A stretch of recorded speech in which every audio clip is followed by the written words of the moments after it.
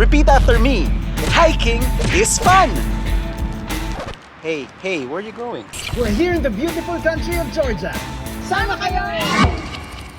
No, seriously, hiking is truly an excellent activity to do. It helps you get good exercise, costs nothing, and allows you to explore nature that frankly, a lot of us no longer get to do so on a regular basis. This is why we're here in the beautiful country of Georgia.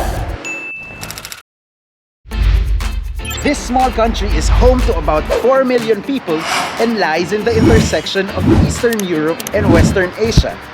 Well, 95% of the country is in Asia. Actually, I feel more European. The cities and culture feel like it too. The country is bordered by two amazing mountain ranges, the Greater Caucasus and the Lesser Caucasus mountain ranges, protecting it from extreme weather. The location of the country led to it to having different types of landscapes, environment, and wildlife. That means there are a lot of places to explore, like these!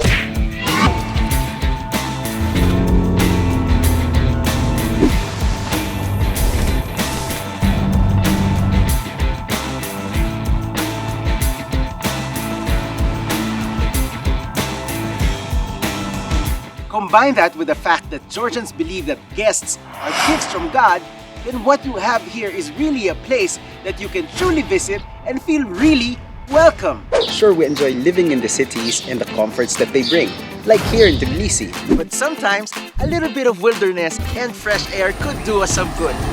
What I'm saying is, we're here in Georgia because if you come at the right time, this is essentially a hiker's paradise.